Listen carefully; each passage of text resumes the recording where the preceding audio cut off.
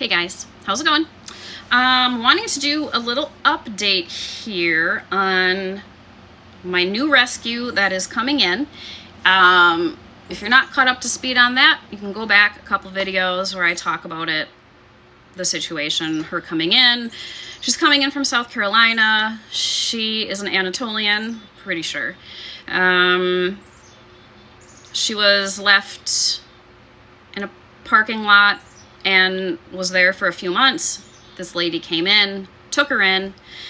Funny story. So I asked this lady, I'm like, so how did you find me? And she's like, God. And I was like, I'm sorry, what? She just Googled, Anatolians. I popped up, she reached out to me, and that was that. So, funny story with that. But anyway, so this lady has just been like nothing short of amazing and has made this entire situation so much easier for me, and it's going to be easier then for the dog, of course. So she's had this dog in her possession now for, it'll probably be like a week by the time she sends her off to me. And has, because she works in veterinary medicine, she's been able to really assess her and give me great intel that I wouldn't have normally received. So it's amazing. She also was generous enough to fund a ton of legwork, of just getting this dog off to the best possible start before she even gets to me. Like, I cannot, this woman is nothing short of amazing. She's funded all the veterinary care to get her this far. Immunizations, heartworm tests. I mean, all the basics, checking for tick diseases. Like, she was generous enough to do all that before she even sent her on her way to me. So that's just, I can't speak on that enough. Freaking amazing. Anyway, but I feel more confident now, the more that this lady and I talk about things, and the more I'm learning about this dog's natural behaviors that she's already demonstrating just in this lady's home that she's been with for a number of days. There are certain traits within an Anatolian that are just Anatolian. Like, amongst us Anatolian owners, you'll hear us talk about when describing a dog. Like, sometimes we'll say, she's very Anatolian, or he's very Anatolian. And that means, like, buckle up, buttercup, because they're spicy. This gal already, and again, they're estimating that she's like a year old. They're doing that by teeth. Now,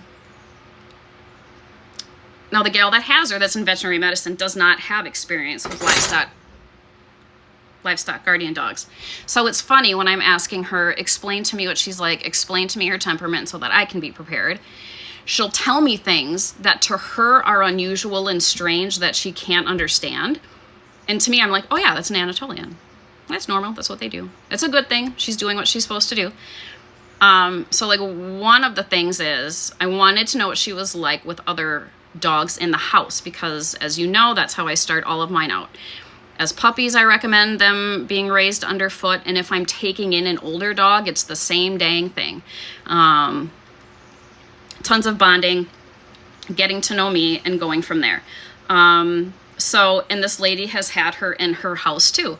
And so I asked her, and she's like, she's really very concerned about the other dogs in the house. And I was like, what does that mean? Because I'm like, if there's going to be fighting and stuff, like, I need to be ready.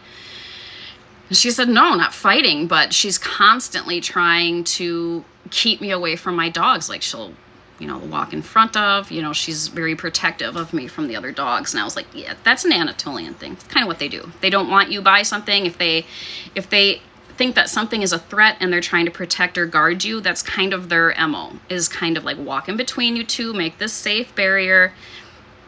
Very Anatolian. The other thing she said is, we've been giving her something at night to try to help her rest, because she doesn't rest at night.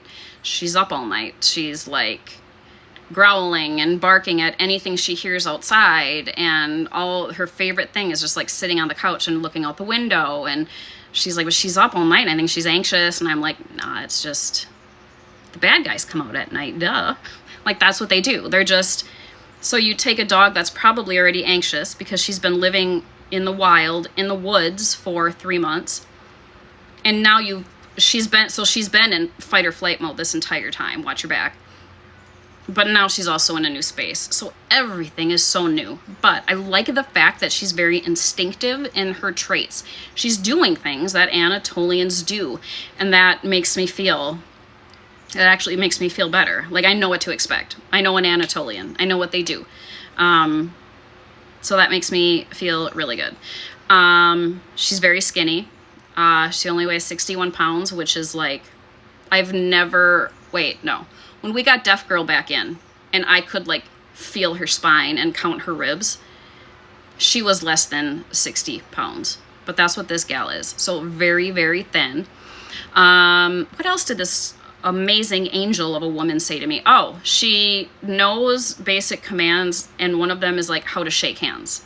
So she was obviously somebody's dog. And this gal too, like, I don't know South Carolina. I don't know the community or the area, the environment where this dog was picked up, but she said their area is a very, very common dumping ground for animals, like right in the city, right downtown.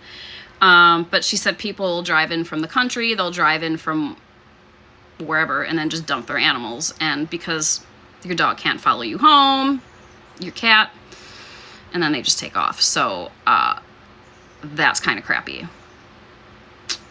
But we don't judge. We don't judge, because here's the thing.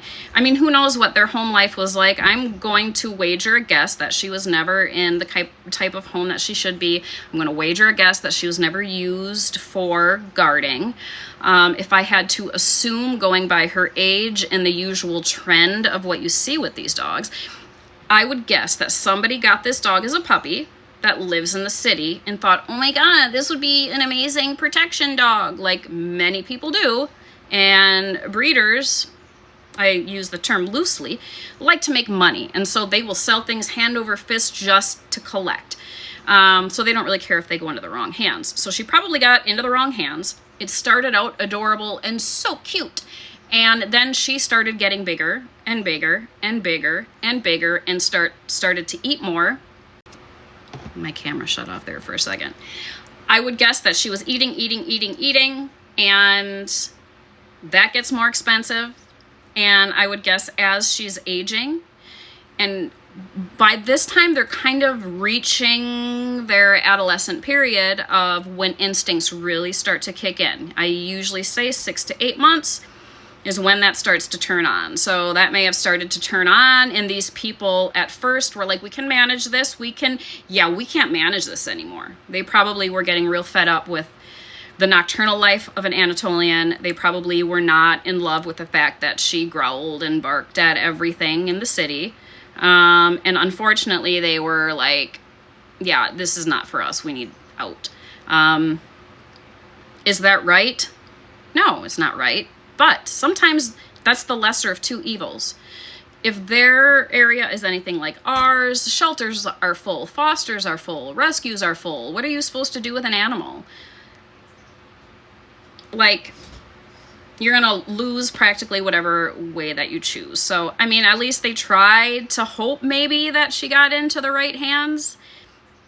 That's me doing a whole lot of assuming about this situation, but the gal and I talked about it, and we both agree that that's probably pretty much what happened. But at any rate, I'm very confident and excited and happy about what I'm hearing that is going to be coming. And I'll keep you guys posted. Of course, we're going to go along on this crazy ride together. And see you soon, guys.